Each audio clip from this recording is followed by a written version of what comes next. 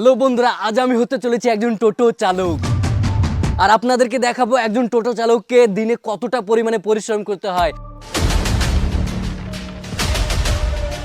এবং তার সর্বোচ্চ কত টাকা ইনকাম হয়। মাসে অ্যাভারেজ 14-15 হাজার টাকা ইনকাম হয়। আর 10,000 টাকা যদি কি 15,000 টাকা যদি কাজ করি তো দেখা যাচ্ছে অসুখ বিসুখ দেখাতে একাত্তে দেখা যাচ্ছে সবই শেষ। তো বন্ধুরা দেখতে পাচ্ছ, এইটা আমার টোটো আর আমি এই টোটোটা নিয়ে আজকে গোটা দিন বাজারে ঘুরবো। তো চলো যাওয়া যাক।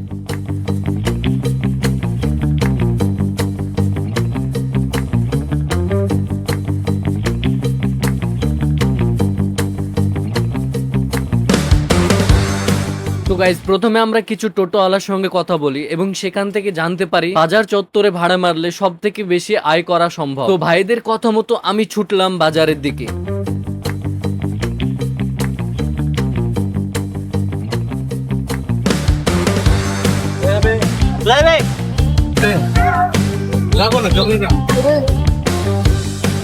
গাইজ, বাজার চত্বরে আসার পর আমার একটি ব্যঙ্গ কথা মনে পড়ে গেল। কোথায় যেন শুনেছিলাম পৃথিবীতে 3 ভাগ জল, 1 ভাগ স্থল আর বাকি 96 ভাগ টোটো। তো যাই হোক, আমাকে গাড়িতে প্যাসেঞ্জার তুলতে হবে। তো কয়েক ঘন্টা ধরে আমি গাড়িতে কোনো প্যাসেঞ্জার না তুলতে পারায় অনেক চিন্তিত হয়ে পড়লাম। बेकार है भैया, मैं तो टूट गया। গাইজ, আমরা যতটা সহজ ভাবছিলাম ততটাও সহজ না। এই যে সকাল থেকে ঘুরে বেড়াচ্ছি, এখন পর্যন্ত 10 টাকা ইনকাম করতে পারিনি।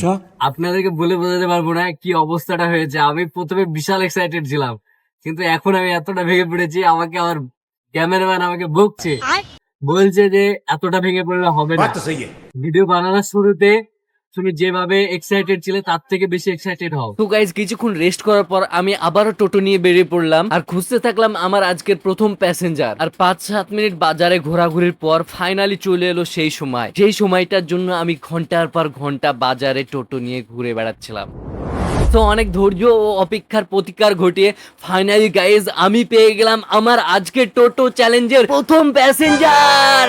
আর এই প্রথম প্যাসেঞ্জার নিয়ে বেশি দেরি না করে আমি শীঘ্রই ছুট দিলাম তাদের গন্তব্য স্থানের দিকে। যেহেতু আমাদের টার্গেট ছিল সব থেকে বেশি আয় করা, তো আমার মাথায় হঠাৎ করে একটি খোরাফিতি আইডিয়া এলো। তা তোমরা কোনোদিন মানে ইচ্ছাকৃত কোনো টোটোওয়ালাকে বেশি ভাড়া দিয়েছো?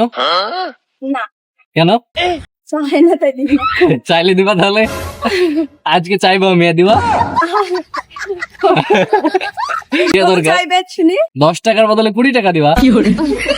আমার 20 টাকা। দিবা? হ্যাঁ হ্যাঁ 20 টাকা। 10 টাকা।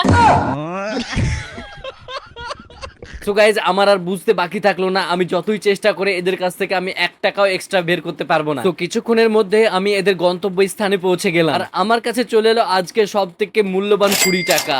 গাইজ, লিটারালি 20 টাকা ভাড়া বের আমার যা এত আনন্দ লাগছে আপনাদেরকে বলে বোঝাতে পারবো না। कुछ ज्यादा नहीं हो गया ये?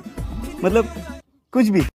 এরপর বাজারের পথে রওনা দেওয়ার সময় আবারও একজন প্যাসেঞ্জার, দেন আবারও একজন, এইভাবে একটা একটা করে চলতে থাকে। এই পর্যন্ত আমার এক্সপিরিয়েন্সে আমি যতটা বুঝতে পারলাম, কারোর কপাল ভালো থাকলে গাড়ি ভর্তি প্যাসেঞ্জার হয়, তাছাড়া আমার মতো কপাল হলে একটা একটা করে প্যাসেঞ্জার ওঠে গাড়ি। তো এইভাবে কিছুক্ষণ যাওয়ার পর একটা সময় গিয়ে মনে হচ্ছিল ঠিকঠাকই ভাড়া হচ্ছে, বাট একটা সময় হঠাৎ করে ঝমঝমে বৃষ্টি শুরু হয়ে গেল। তো টোটোটাকে একটি নিরাপদ স্থানে রেখে আমরা বৃষ্টি ছোটার অপেক্ষায় থাকতে লাগলাম। অলরাইট গাইজ, চলো এই ফাঁকে দেখা যাক আমরা এখনো পর্যন্ত কত টাকা ইনকাম করেছি। তো টাকাগুলো পকেট থেকে বের করে ফটাফট গণার পর বুঝতে পারলাম আমি এখন পর্যন্ত শুধুমাত্র 90 টাকা ইনকাম করেছি। যাই হোক বন্ধুরা, আমরা আধা ঘন্টা ধরে অপেক্ষা করার পর ফাইনালি বৃষ্টি ছুটে গেল এবং আমরা আবারও শুরু করলাম আমাদের ভাড়া মারার পর্ব। তো বৃষ্টি ছুটে যাওয়ার পর মোটামুটি ঠিকঠাকই ভাড়া হচ্ছিল আর এইভাবে চালাতে চালাতে কখন জানি প্রায় সন্ধে হয়ে গেল। আর যেহেতু টোটো ব্যাটারি চালিত গাড়ি, তো একটা সময় গিয়ে মিটারে সিগন্যাল দিতে থাকলো ব্যাটারির চার্জ প্রায় শেষের কাছাকাছি। তো দোস্ত, আজকের আমাদের টোটো চ্যালেঞ্জের ফাইনাল ইনকাম 160 টাকা। মেনে নিলাম একজন টোটো চালকের অ্যাভারেজ ইনকাম 350 থেকে 400 টাকা, তবেই তার মাসিক ইনকাম হবে প্রায় 10 থেকে 12 হাজার টাকা। আদৌ কি তাদের 10 থেকে 12 হাজার টাকা ইনকাম হয়? আর হলেই বা কিভাবে 10 থেকে 12 হাজার টাকায় এই যুগে সংসার চলে? তবে চলুন এই সমস্ত প্রশ্নগুলির উত্তর জেনে নিই সাধারণ টোটো ওয়ালাদের কাছ থেকে। মোটামুটি কত টাকা করে হয়? ভাড়ার হাল খুব খারাপ, মানে গাড়ি চালিয়ে যে পেট চলবে এরকম না। আর 10,000 টাকা যদি কি 15,000 টাকা যদি কাজ করি তো দেখা যাচ্ছে অসুখ বিসুখ দেখাতে একাত্তে দেখা যাচ্ছে সবই শেষ। আপাতত এখন আমার যা পরিস্থিতি, আমি একটা প্রতিবন্ধী।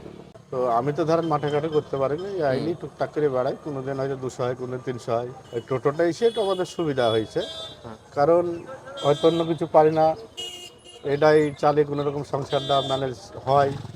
কোনো মাসে হয়, কোনো মাসে ঘাটতি হয়, তার ধার দেনা করতে হয়। সংসার চলে এই টোটো ইনকামে? সংসার কোনো রকম চলা মনে হয়ে যেতে হয়। টোটো চালিয়ে যা ইনকাম হয় তারই মধ্যে থাকে টোটো মেনটেনেন্স ও ইলেকট্রিক বিল। তাছাড়াও অনেক সময় শরীর অসুস্থ হয়ে পড়ে বা কোনো কারণে ভাড়া মারা হয় না। সবকিছু মিলিয়ে একজন সাধারণ মানুষের কোনো রকম সংসার চলার মতো খরচ উঠে। তো যতটা টোটোর উপর নির্ভর করে একজন টোটো চালকের জীবিকা, ঠিক ততটাই একজন সাধারণ মানুষ টোটোর দ্বারা সুবিধা ভোগ করে। টোটো কোম্পানি যবে থেকে টোটো লঞ্চ করেছে মার্কেটে, তবে থেকে আমরা সাধারণ মানুষ ভালো পরিষেবা পাই এবং আমাদের সুবিধা হয়েছে তাতে। সুবিধা তো আছে ঠিকই, কিন্তু অপরদিকে বাজারে টোটোর পরিমাণ বাড়ার ফলে বেড়ে চলেছে অনিয়ন্ত্রিত টোটো চলাচল ও মর্মান্তিক দুর্ঘটনা। সবচাইতে বড় কথা হলো এই টোটোর সঙ্গে তো ব্যাপক অংশের মানুষ এ সময়কালে মানে জড়িত আছে, জীবিকার উপর নির্ভর করছে তাদের। তার জন্য সরকারের কাছে আমাদের আবেদন, জানে রাস্তাঘাটগুলো আরো একটু সম্প্রসারিত করা হয়, মানে রাস্তাঘাটগুলো বড় হলে টোটো চলাচলের সুবিধা হবে এবং শহর কেন্দ্রিক এলাকায় টোটোকে যেন প্রবেশ না করতে দেওয়া যায়। গ্রামীণ রাস্তাতে টোটো চলবে, তাতে কোনো অসুবিধা নেই, তাতে দুটো দিকই বজায় থাকবে। একদিকে তাদের জীবিকাটাও থাকবে, অন্যদিকে এই যে অনিয়ন্ত্রিত প্রতিনিয়ত যে অ্যাক্সিডেন্টগুলো হচ্ছে সেগুলো কমবে। ভিডিও শেষে আমি এটাই বলবো, যারা তোমরা টোটো চালাও খুবই সাবধানে টোটো চালাবে এবং রেসপেক্ট জানাই সেই সমস্ত টোটো চালকদের যারা নিয়ম শৃঙ্খলা বজায় রেখে টোটো চালায়। সো মেনশন করো সেই সমস্ত টোটো চালকদের যারা তোমাদের মালপত্র এমনকি মা ভাই বোনেদেরকে সঠিক সময়ে সঠিক জায়গায় ঠিকঠাক ভাবে পৌঁছে দেয়। আর ভিডিওটি ভালো লেগে থাকলে অবশ্যই একটা লাইক ও চ্যানেলটিকে সাবস্ক্রাইব করে সঙ্গে থাকবেন।